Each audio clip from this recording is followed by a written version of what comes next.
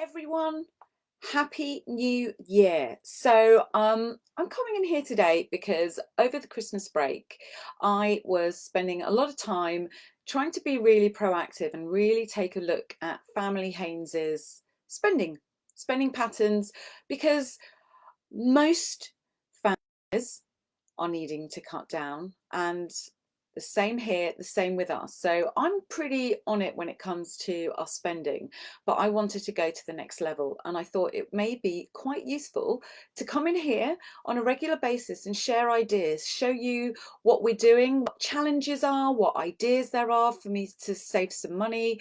But I'd love to hear your thoughts as well. How are you saving money? How are you reducing your spending? How are you keeping things in control in a world of rising living costs?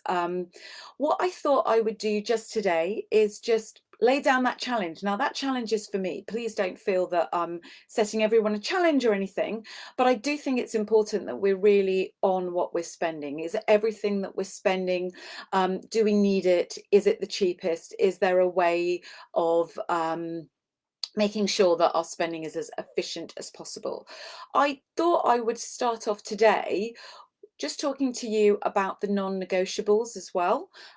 So before kind of looking at spending, I think it's really important to have a look at your priorities and to make sure that you have some non-negotiables. For me and Family Haynes, our non-negotiables are our protection policies. So that's life insurance, critical illness cover, income protection, family income benefit, all of the protections that we have in place. Now, that's not to say I don't regularly check that we can't get them cheaper, the same thing or something better cheaper, or can't look at it. But for me, I'm not going to be looking at those at all. That's really important. I want to make sure I keep our protection cover. That for me is the most important thing, because however much we may be struggling with expenditure, if something happens, goes wrong, one of us falls ill or worse, you don't want to be in a situation where you're worried about money. So that for me is my non-negotiable. So have a think, what's your non-negotiable? I also have other negotiables, but needs to be very valid reasoning, and it's anything that comes to do with our health and well-being. So I'm very much going to be looking at areas to cut spending that that I think really will have a positive impact on our budget, but also on our standard of living as well. So looking forward to sharing everything with you, but please let me know, how are you saving money, or how do you think other people can save money in 2023? So happy new year, and let's see what we can do together.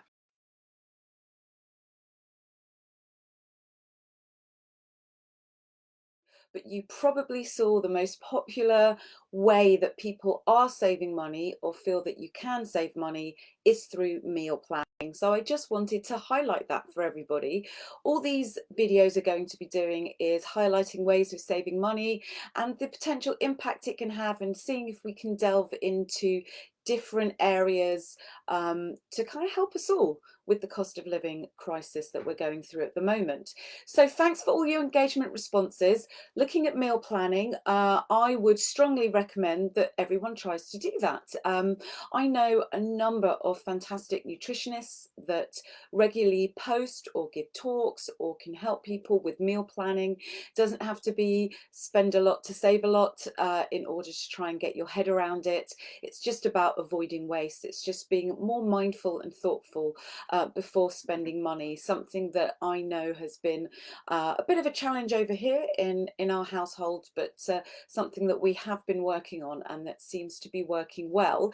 The less we're buying, the less we're spending, the less we're wasting, but we're still eating well and eating fresh food. I've also found that batch cooking and freezing, I do a lot of that. That's helped me really save money and be much more mindful on what I'm spending on. I also found, and I don't know what you all think, that when shopping, particularly if you're going around the supermarket or if you shop online, we do both. We're Ocado shoppers, but also we'll go around the supermarket.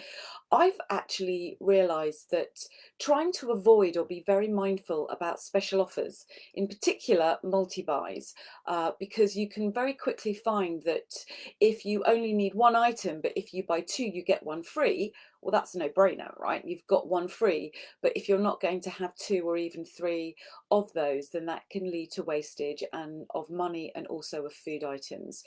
So also I've found that cutting back on those extra treats, I'm not saying I don't buy myself or the family any treats, but was probably getting a little bit overexcited if any treats were on special offer, or just about, oh look, we deserve that, and actually it was adding up to quite a lot in my weekly shops. I'm also not buying anything until I've really almost run out, or even actually run out of it.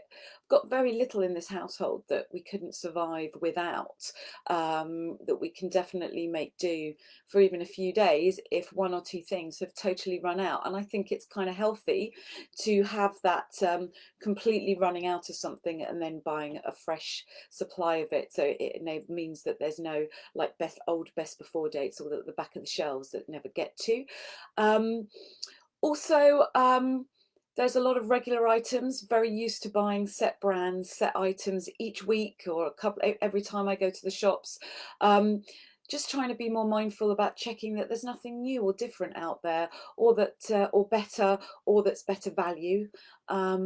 Also, because we're Ocado shoppers, we have a weekly smart regular shop that is pre-fed by Ocado for us. This has been our biggest money spender and waste of money. So be really mindful of regular shops that have automated and robo people putting things in your shopping basket. That also counts for things like Amazon Subscribe and Save and lots of subscriptions. I've found that by being really mindful, going through these has saved us a lot of money. We're a family of 5. We've got pets, we've got dog, we've got fish. By just doing those, we're saving over £150 per month. And just keeping doing that has been really helpful for our finances. Hi everyone. Happy Monday. In fact, for anyone watching live or today, it's something called Blue Monday today. That's the third Monday in January, and it's supposed to be the most depressing. So I wanted to start my Facebook Live talking about this spending challenge, just to remind you that self-care and your own health and well-being needs to be a priority. This isn't an exercise in drastically changing and reducing our standard of living. This is just about working hard for your money and making sure it's working hard right back for you. So what I wanted to talk about today is subscriptions. So when we're looking through all of our spending, looking through bank accounts, the question is, do you recognize every single thing on that bank account? Subscriptions tend to be an expense item that we don't always know. We may see it there every month. We may not see it there every month, but a lot of times we can lose track of them. So what I recommend is keeping an eye on your bank account, and you can do this by every so often just downloading your bank account from online, having a look at a statement, just seeing what is leaving your bank account, what's leaving your credit cards. Do you recognize everything on there? If you don't recognize anything, then definitely find out about it and cancel it. But then if you do recognize it, then the question comes, do you need it? If you aren't sure, then I think it's worth thinking about what would happen if you cancel. What would you know, what are the repercussions of that? I actually have found out that when I've not been sure, just cancelling them, what then kind of happens afterwards is I then get lots of emails offering me significant discounts to come back. So if you do realise that maybe it was a mistake, if it is something that you miss or something that actually it was for someone else in the family and that you missed, then maybe you could actually get back on at a reduced amount. I would also say definitely any subscriptions you do have, you know that you need, it's definitely worth calling up and seeing if you can get a reduction or a discount, or if there's any way to make it cheaper. Definitely then also look around and see if the option to get the same item or something similar could be cheaper through another way. Did want to also say watch out for app subscriptions and auto renewals.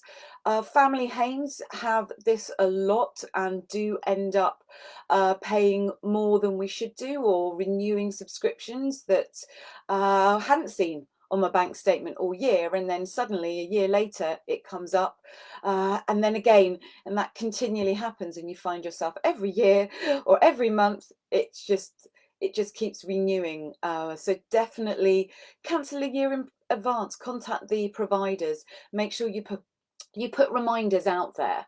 Another thing Family Haynes has had, which is subscription overlap. Now this is something that does take some more digging. So we have boiler cover.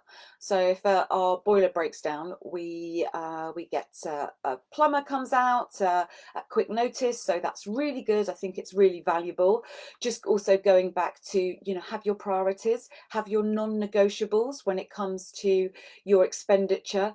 We also have plumbing and heating cover with another provider.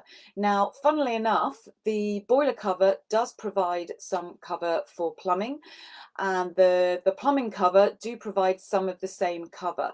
So we just had a look, so to have a look where the overlap is, have a look at where each of them don't cover, and then we've called them up and got a quote to see what one provider can get us the cheapest. So we've saved quite a bit of money just by doing that, again just by looking at subscriptions. And then something that one of the readers from last week's spending challenge pointed out is that you can sometimes get added benefits from your subscriptions. So the lovely lady who pointed this out, she said that if you have pet insurance, some pet insurance give you discounts on other provisions, for example, significant amount of dog food or anything. So have a look at what you can get discounts on through current subscriptions. If you don't need your subscription, you should cancel it. And if you don't need this brand of dog food, for example, if you don't need the benefits that are being provided, don't waste money or get into other subscriptions that way. But it's worth making sure that everything you're spending your money on, you know about, you need it, you're getting the best value for money, and you're making the most of it. So I would love to know your ideas. How are you reducing your spending this year? But Family Haynes, our challenge, we are reducing spending the money. It's a cold day here in January. Heating's not on, but I've got my blanket with me. But I'm not going to let the rest of the family freeze. I will put the heating on if it's needed. But at the moment, I'm just enjoying sitting here, snuggling into my blanket. But I'd love... Hello everybody, happy Tuesday. I wanted to come in here and chat some more about the spending challenge that I launched this year. First of all, nothing to do with the topic for today, but I'm feeling really good because yesterday spent some time with my husband, as well as just spending time together, having some lunch together. We spent time in the afternoon. He wasn't very happy about it, but just going through some of our to-do. And one of those was calling up our plumbing cover and our boiler care cover providers to ask them exactly what was included within our cover, because between them we were spending quite a lot of money. And it turns out that one of the covers pretty much covered for everything. So okay, it took us about 20 minutes in total, but we saved ourselves almost £36 a month just by taking that time to make sure that we've been spending, basically overlapping our spending on that cover. So it just shows you that a little bit of time can save money. So we're saving money here in the Haynes family, and I'd love to hear how you're saving money. Now, I wanted to have a little bit of a different topic today because it's on the topic of charities. I wanted to grab the ball by the horns because this is going to be quite polarized views on, how charitable giving, how it can save you money and what you need to do. So first off, I want to say that there are numerous tax advantages to supporting charities. So you can get income tax advantages, there's no inheritance tax. So it's really important, everyone's situation will be different, but if you do wish to give to charity, and if you do give to charity, maybe speak to a professional or look it up or speak to the charity themselves and see how you can gain from from these tax advantages, and also see if the charity can gain as well in addition to yourselves. Um, I think that charitable giving not just gives you these financial advantages, so you could be saving money on tax, hence reducing your spending, and of course at least spending in an area that that you want to, and that fills your cup up. Remember that charitable giving has significant, or can have significant well-being advantages. So I think it's really important when you're looking at budgeting, and if you're looking at cutting back on your spending, to think about what charitable giving does to you. And actually, I think that when giving to charity, it usually enables people to talk about money, to have those conversations that in most cases, the advantages can outweigh the disadvantages. But let's also look at the fact how you can give to charity if you're tight on your monthly expenditure, but how you can be supporting charities at a time when there's a cost of living. When there's a cost of living crisis, charities are hit from both sides. Charities will be hit from the fact that donations will naturally go down, but also that more people will need support, whether that's animal charities. More animals are being given up for adoption. They can't be looked after because people can't afford them, and less people are adopting animals, all the way to food banks, all the way to supporting people that literally can't afford their bills. So how can we support charities during a cost of living crisis? As I mentioned, there are tax advantages, in particular inheritance tax. A lot of people are leaving a legacy. You can talk to charities about how when you pass away, can you support the charity through your will? And it can actually provide significant advantages to those that you'll also be leaving funds to from a tax advantage, from a tax point of view. What we can also do is maybe increase sponsorships. Is there something that you can do to support charities? So that is definitely a way of getting everybody in the family involved, and actually can also be result in quite low cost activities to keep us all active, to keep us feeling, positive from a well-being point of view. If you're doing walking challenges, if you're spending challenges, swimming challenges, any of that, that may also involve you being active and spending time with others. Donating time and helping charities as well, again, helps with your well-being and can also give you a very positive feeling of family and togetherness. Actually, one really good way is donating to charity shops, but also buying from charity shops. I think I've heard somewhere that charity shops do tend to see customer flow increasing during these kind of times when costs of living are rising. Therefore, donating to the shops and actually purchasing from them, you may find that you can save money that way. Whether you work for a corporate or are part of a network that you can work with to support charity that's close to your heart. Lots of ways you can support and give to charities without kind of impacting your own financial well-being as well. But in the end, I do want to point out how important it is to put yourself first. As I said, demand for support from many charities will be rising significantly. So just make sure you're not inadvertently doing this yourselves and being one of those statistics by spending more than you're earning. If you're worried about any of this, you can talk to professionals, you can get help. There's lots of help around there. So this is my last video for the spending challenge, but what I wanted to do was talk to you about benefits. I know that benefits are not really anything to do with saving money or reducing your spending, but I think that they can be included in this topic because we're talking about how to be more efficient with your money. Make sure you're making the most of what you are entitled to.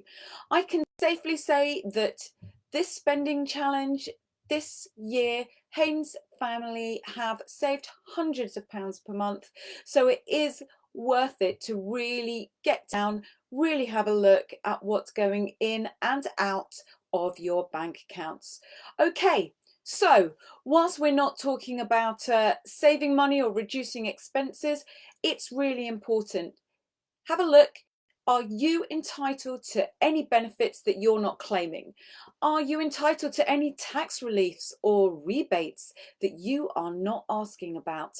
Let's get efficient. Let's see what can be done.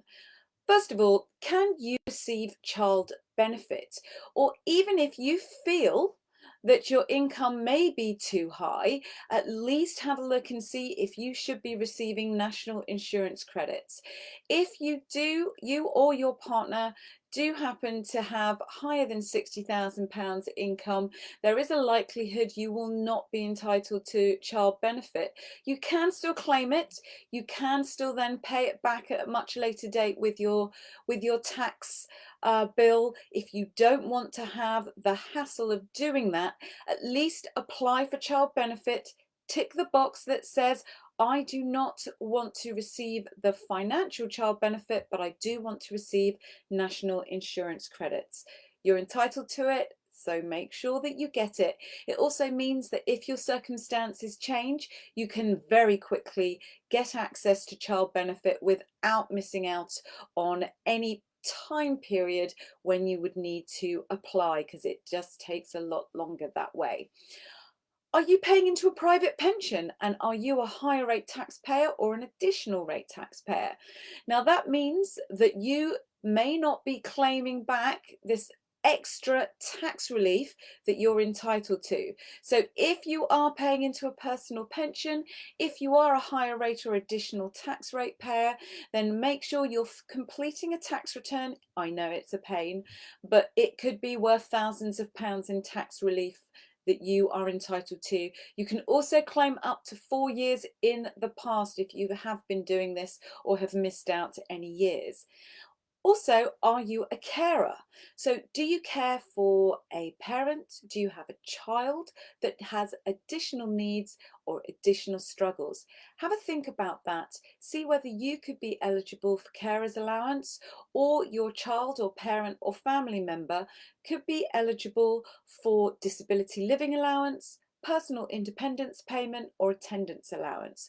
These do not always have to be physical disabilities as well, and even for some we may not call them disabilities, but maybe people need a little bit of help getting around or outside of the house.